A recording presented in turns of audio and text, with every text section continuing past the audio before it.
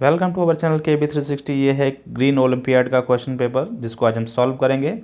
ये आज का पेपर है अक्टूबर 12, 2023 का, organized by the energy and resource institute टेरी।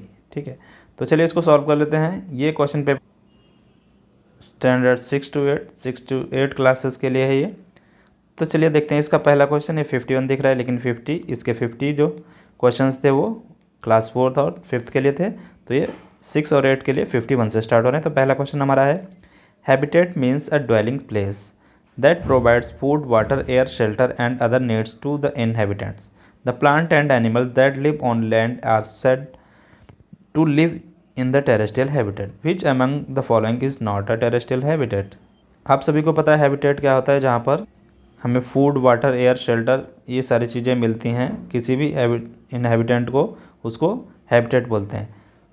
और जो प्लांट या एनिमल्स जो लैंड पर रहते हैं उसको क्या बोलते हैं, टेरेस्ट्रियल हैबिटेट्स बोलते हैं। Which among of the following is not terrestrial habitat. अब इनमें से कौन सा ऐसा है जो लैंड या टेरेस्ट्रियल हैबिटेट नहीं है। तो लैंड इनमें से ग्रास लैंड भी है, डेजर्ट भी है, माउंटेन है, लेकिन ये कोरल रीफ्स होते हैं वो कहाँ पर हैं, ये लैंड फॉर्म नहीं है।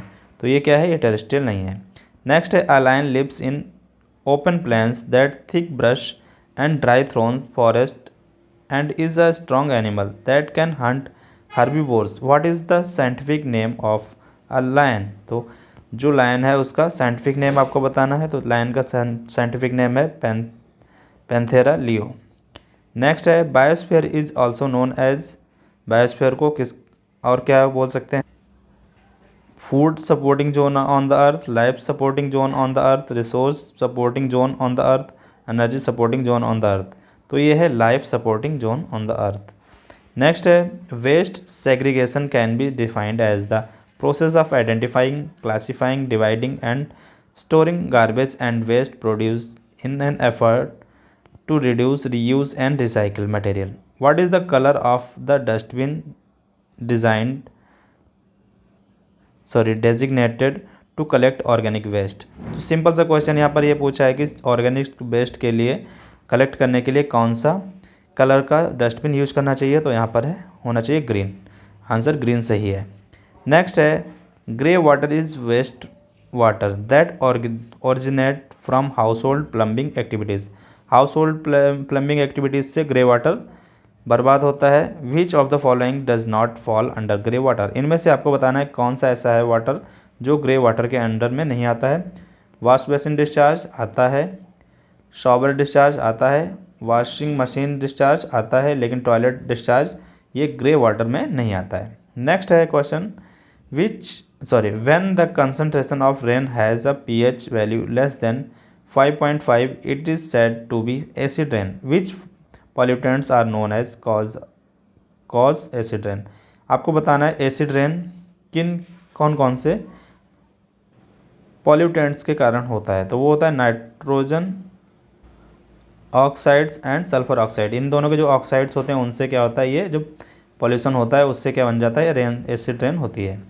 नेक्स्ट है, the ozone layer is a thin part of earth atmosphere that observe almost all the sun's harmful ultraviolet light. Where is the ozone layer found in the atmosphere. बस simple question नीचे वाला है कि जो ozone layer है वो atmosphere में कहाँ पर है। ट्रोपोस्फेयर में है, स्ट्रेथोस्फेयर में है, मीसोस्फेयर में, थर्मोस्फेयर में है। तो वो है स्ट्रेटोस्फेयर में। नेक्स्ट है, diesel powered vehicles, vessels, locomotives and equipments account for over 60% of all nitrogen oxides and more than 70% of all fine particulate matter. Identify the two ways in which people can reduce air pollution। अब आपको बताना है कि people कैसे air pollution को कम कर सकते हैं, रिड्यूस कर सकते हैं। यहाँ पर कुछ ऑप्शंस दिए, drive vehicles that get low gas mileage, burn trash at home, burn less fossil fuels, walk and ride bike.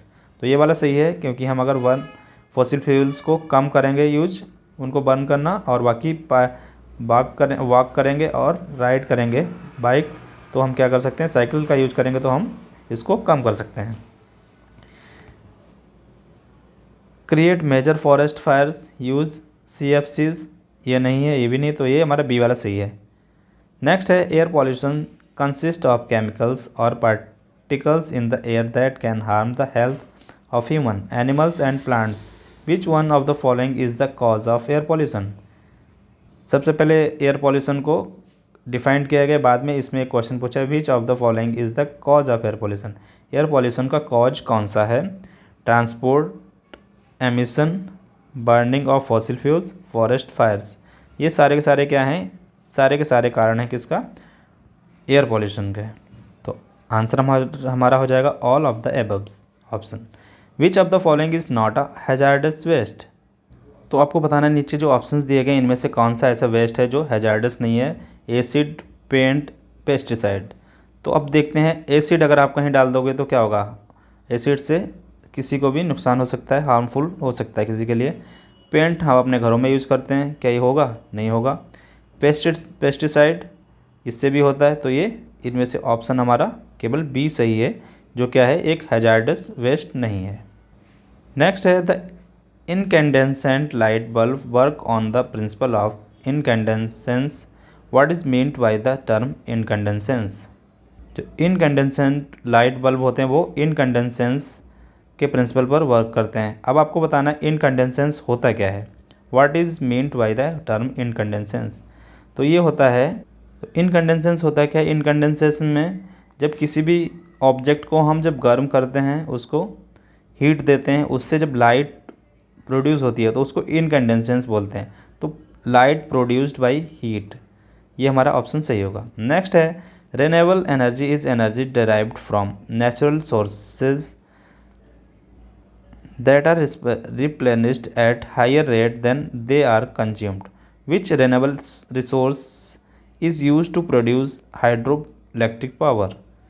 आपको बताया गया कि रिन्यूएबल एनर्जी कहाँ से आती है और वो कितने जल्दी बन जाती है। अब आपको बताना है कि इनमें से कौन सा ऐसा सोर्स है जो रिन्यूएबल सोर्स ऑफ एनर्जी है। Wind, sunlight, water, cow dung. Sorry, इनमें से ऐसा कौन सा रिन्यूएबल एनर्जी का सोर्स है जिससे हाइड्रो इलेक्ट्रिक पावर जनरेट होती है। तो वो विंड से बनती है हाइड्रो इलेक्ट्रिक पावर, सनलाइट से, वाटर से, काउडंग से। तो इसका आंसर है वाटर से। नेक्स्ट क्वेश्चन है energy efficiency refers to the use of less energy to perform the same task. तो यहाँ पर सबसे पहले बताया गया है कि एनर्जी एफिशिएंसी क्या होता है? किसी भी काम को करने के लिए कम एनर्जी चाहिए होती है, तो उसको क्या बोलते हैं? एनर्जी एफिशिएंसी बोलते हैं। 10 minimising energy wastage. Which all amongst the following is the most energy efficient lighting option. तो इनमें से कुछ ऑप्शंस दिए गए, इनमें से आपको बताना है light energy efficient lighting option कौन सा है। Incandescent bulb, fluorescent tubelight, compact fluorescent lamp जिसको CFL बोलते हैं, लाइट एमिटिंग डायोड जिसको LED बोलते हैं। तो सबसे लेटेस्ट आप लोग देख रहे हैं आजकल LEDs चल रही हैं, जो क्या हैं? बहुत ही एनर्जी एफिशिएंट हैं, कम एनर्जी यूज़ करती हैं और हमें खूब रोशनी देती हैं। तो LED यहाँ पर हो जाएगा। नेक्स्ट है solar cells are simple solar cells are simple photovoltaic devices that convert solar energy into electricity and are manufactured from the second most abundant element in the earth's crust. Which element are they made up of? आपको बताना है कि जो solar cells होती हैं वो किससे बने होते हैं? बॉक्साइट से, सिलिकॉन से, कैल्शियम से, मैग्नीशियम से। तो वो बने होते हैं सिलिकॉन से। नेक्स्ट क्वेश्चन है large amount of solar energy are stored on the surface of ocean and seas. The process of harnessing this energy is known as. तो आपको बताना है जो एनर्जी जो प्रोसेस होती है इसको बनाने के लिए, उसको क्या बोलते हैं? तो उसको बोलते हैं OTC, ओशियन थर्मल कन्वर्जन। जो ओशियन की एनर्जी है, ओशियन की जो हीट है, उसको कन्वर्ज किया जाता है। नेक्स्ट है the largest wind turbine in the world is in हवाई। हवाई में सबसे बड़ी जो विंड टरबाइन है जो USA में है, it stand 20 stories tall and has blades the length of football field.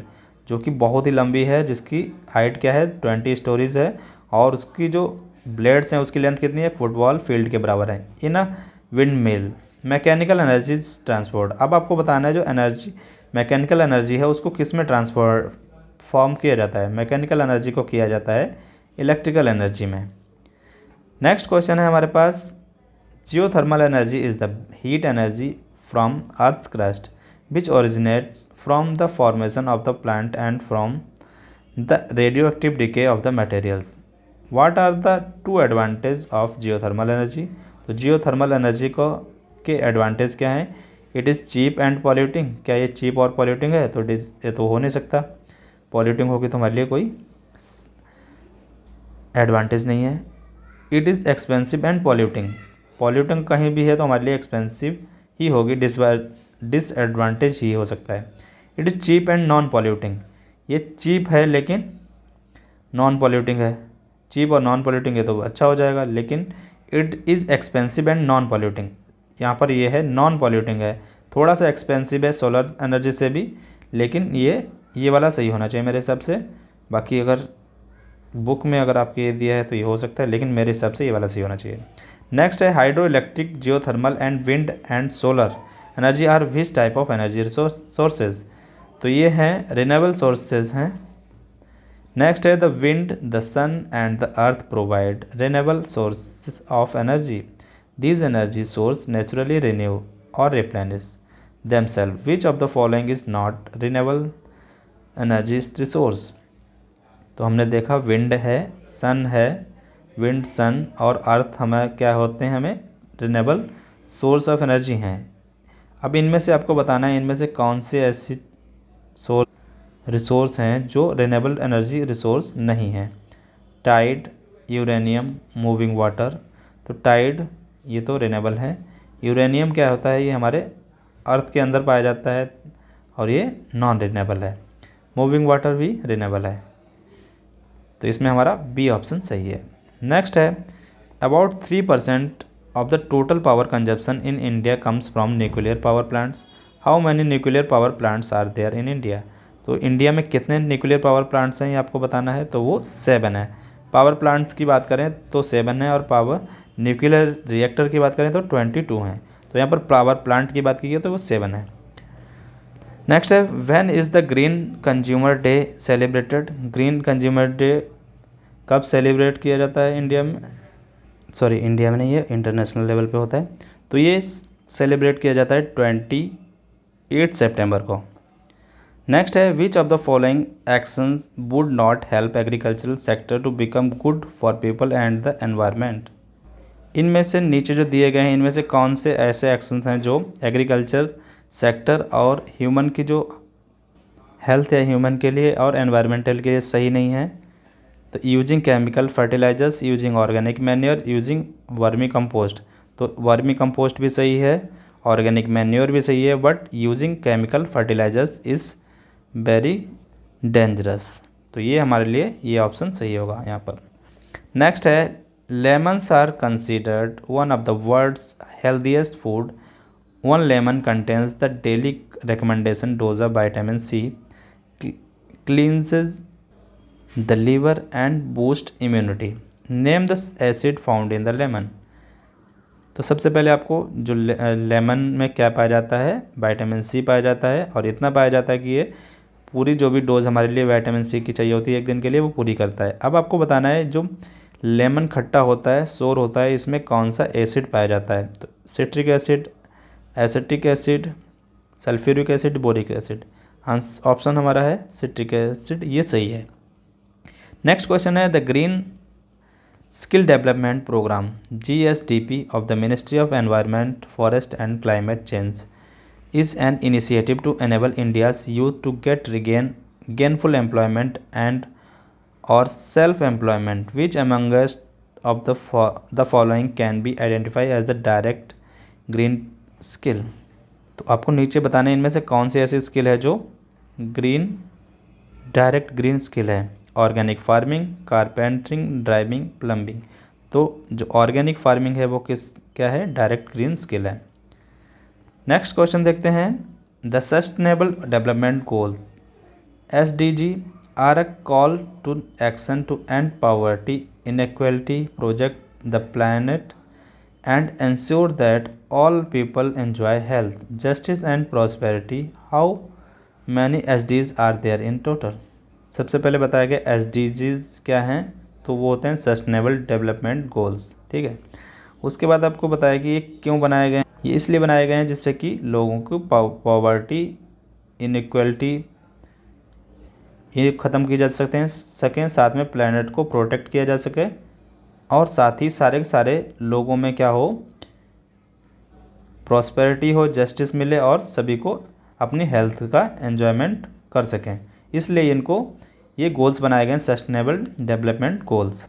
अब यहाँ पर क्वेश्चन ये है, how many SDGs are there in total. आपको बताना है कितने SDGs हैं, तो इसका आंसर है 17 हमारे पास सस्टेनेबल डेवलपमेंट गोल्स हैं। नेक्स्ट है, sustainable development goals are governed by which international body.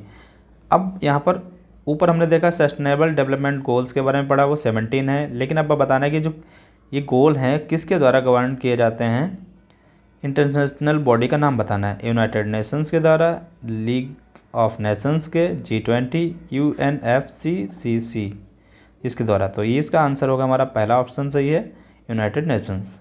Next है, द स्वच्छ Bharat mission SBM led to construction and use of over 100 million toilets in rural India within a span of 7 years. What is the use of a U-bend in a toilet? सबसे पहले इस question में बताएगा स्वच्छ Bharat mission के अंतर्गत 100 million toilets को India में बनाया गया जो 7 साल में काम हुआ। उसमें आपने देखा होगा, आपको पता होगा, उसमें एक टॉयलेट में जो बेंड होता है यू टाइप का एक बेंड होता है, झुकाव होता है पाइप में, तो ये लगाया जाता है। तो ऐसा क्यों होता है, उसका यूज क्या है। Barrier to foul smell, looks good, give a better design to the toilet. तो यहाँ पर ये भी नहीं है, ये भी नहीं है, डज नथिंग ये भी नहीं है। इसका यूज है बैरियर टू फाउल स्मेल, जो स्मेल होती है, गंदी स्मेल होती है, उसको ये रोक देता है, इसलिए जो यू टाइप का बैंड होता है, बेंड, इसको लगाया जाता है। नेक्स्ट है, द वीगन डाइट इंक्लूड्स। अब बताना है वीगन डाइट क्या होता है। ओनली प्लांट बेस्ड जो फूड होते हैं उनको क्या बोलते हैं, वीगन डाइट बोलते हैं। तो आंसर हमारा पहले ही सही है। Ujjwala scheme of the government of India increased house hold with LPG connections from 62% to 99.8%, owing to its success. Ujjwala scheme second was launch in which year. आप सभी को पता है इंडिया में सबसे पहले जो हाउस होल्ड कनेक्शंस थे वो कितने थे, 62% थे, बाद में 99.8% हो गए। ऐसा क्यों हुआ, क्योंकि उज्ज्वला स्कीम 1 या फर्स्ट लॉन्च की गई थी 2014 में, 2014 में। उसके बाद अब बताना है कि जो उज्ज्वला स्कीम सेकेंड कब लॉन्च की गई, तो वो लॉन्च की गई 2021 में। नेक्स्ट है, drip irrigation involve dripping water onto the soil at very low rates from a system of small diameter plastic pipe fitted with outlet called emitters or drippers. Drip irrigation is also known as, आप लोगों ने देखा होगा drip irrigation, अपनी book में पढ़ा होगा drip irrigation क्या होता है। तो आपको बताना है जो ड्रिप इरिगेशन है उसका दूसरा नाम क्या है। तो उसको वाइल्ड इरिगेशन बोलते हैं, कंट्रोल्ड वाटरिंग बोलते हैं, ट्रिकल इरिगेशन बोलते हैं, बेसिन इरिगेशन बोलते हैं। तो इसमें सही ऑप्शन है हमारा ट्रिकल इरिगेशन, इसको बोलते हैं, भी बोलते हैं। नेक्स्ट क्वेश्चन है, in 2020 to 2021 India processed 3.4 lakh tons of e waste. India ने 3.5 लाख ई वेस्ट को प्रोसेस किया। There is an increase of approximately 31% of e waste.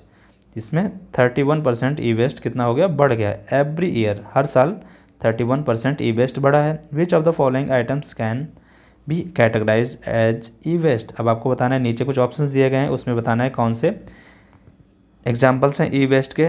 Discarded mobile phones, broken thermometer, used batteries, all of the above. तो broken thermometer hazards में आ जाता है, used battery भी hazards में आता है, ऑल ऑफ द एबव होगा नहीं। इसलिए डिस्कार्डेड जो मोबाइल से या लैपटॉप से, कंप्यूटर से रिलेटेड जो भी चीज़ें होती हैं वो ई वेस्ट में आती हैं, ई वेस्ट में। तो ये हमारा हो जाएगा डिस्कार्डेड मोबाइल फ़ोन्स। नेक्स्ट है, national dolphin research centre is being set up by the bank of river Ganga and will be India's and Asia's first dolphin research centre. India में नेशनल डॉल्फिन रिसर्च सेंटर बनाया जा रहा है Ganga river के किनारे पर, ठीक है। तो ये क्या होगा, इंडिया का और एशिया का फर्स्ट डॉल्फिन रिसर्च सेंटर होगा। अब आपको प्रश्न का उत्तर देना है, क्वेश्चन का बताना है, in which city will the centre be located. अब आपको बताना है कि किस सिटी में ये सेंटर लोकेट किया जाएगा, कानपुर में, हरिद्वार में, पटना में, वाराणसी में। तो इसका ऑप्शन है पटना में, पटना यूनिवर्सिटी में इसको बनाया जाएगा। नेक्स्ट है Gujarat forest department has started vaccination of lions in Gir forest to protect them from deadly canine distemper virus CDV and protozoa infections.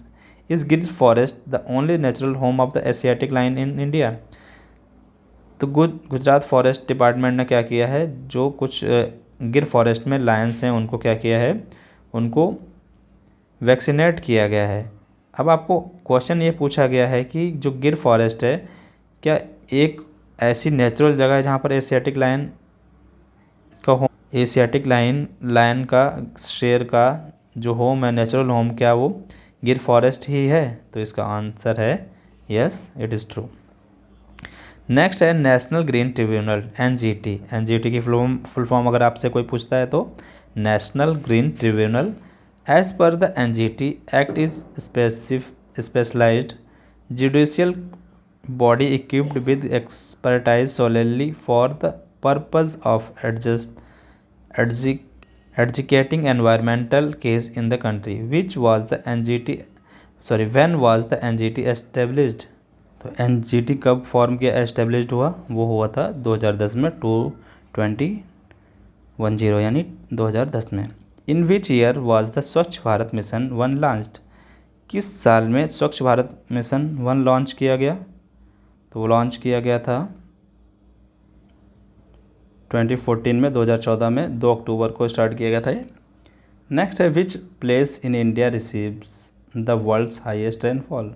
अब आपको बताना है इंडिया में ऐसी कौन सी जगह है जहाँ पर वर्ल्ड की, ये पूरे दुनिया की सबसे ज़्यादा बारिश होती है, रेनफॉल होती है। जैसलमेर, आसनसोल, मुंबई, मौसिनराम। तो वो है मौसिनराम जो कि है मेघालय। इससे पहले चेरापूंजी जगह थी लेकिन अब ये मौसिनराम हो गई है।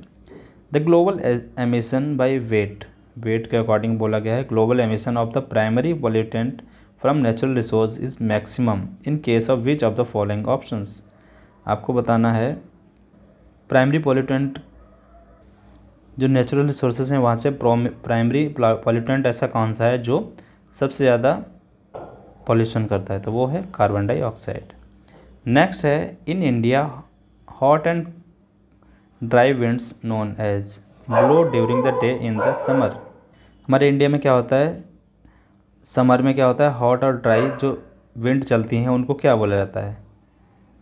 चिनूक, मानसून, लू। तो उनको लू बोलते हैं। नेक्स्ट है which Indian state receives rainfall during retreating monsoon? वापस जाते हुए मानसून से कहाँ पर बारिश होती है, कौन से स्टेट में बारिश होती है?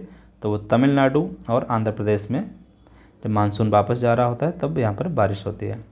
नेक्स्ट है which is the smallest migratory bird from the Arctic region that travels over 8000 kilometre to reach India. आपको पता होगा बहुत सारी बर्ड्स होती हैं जो माइग्रेट करती हैं एक जगह से दूसरी जगह पर।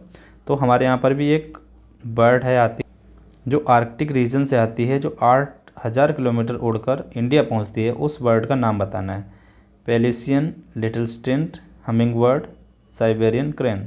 तो वो है लिटिल स्टिंट जो कहाँ से आती है, आर्कटिक रीजन से आती है, 8000 किलोमीटर उड़कर आती है।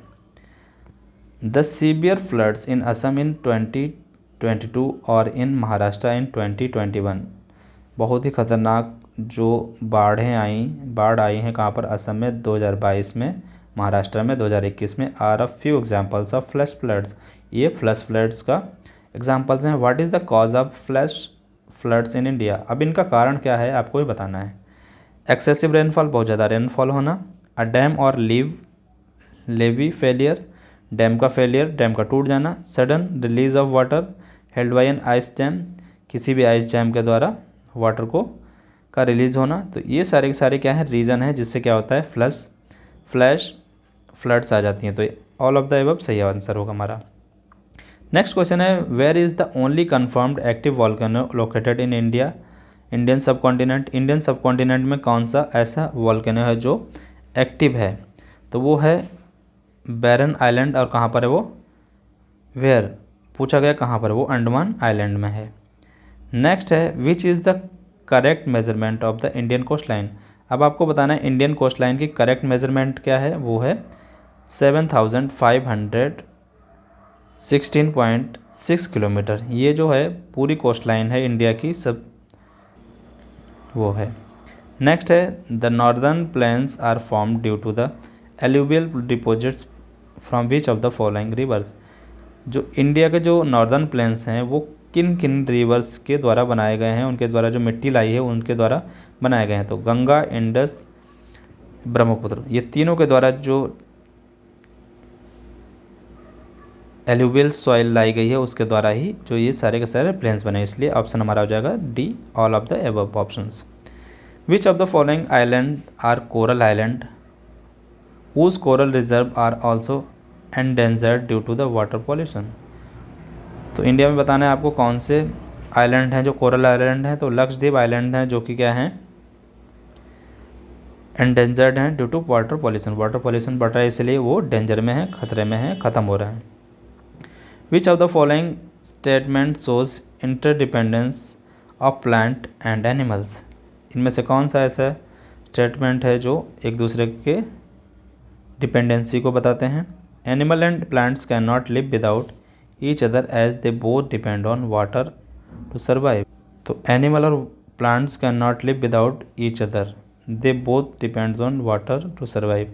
तो एक दूसरे पर डिपेंड हैं और क्योंकि बिना पानी के रह नहीं सकते। तो यहाँ पर तो यहाँ पे कोई रिलेशन नहीं लग रहा है। Animals and plants can not live without each other as the balance of oxygen is maintained by respiration and photosynthesis. तो हमारा ऑप्शन बी सही है।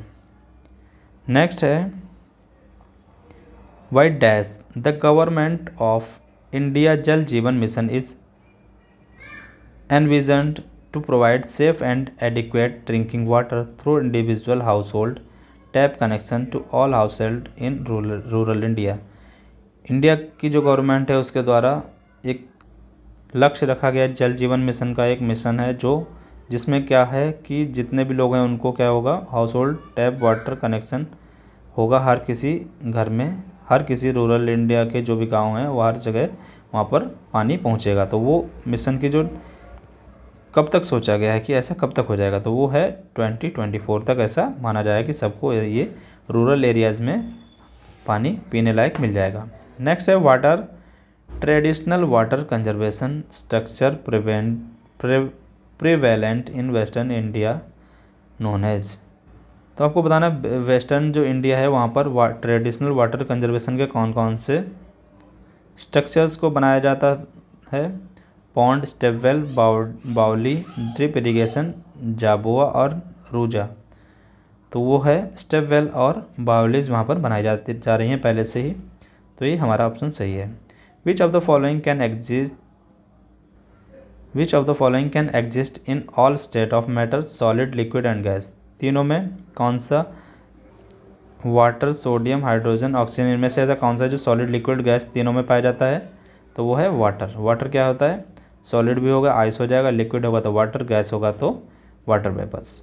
नेक्स्ट है लास्ट क्वेश्चन हमारा, which of the below is the correct process of making salt from sea water.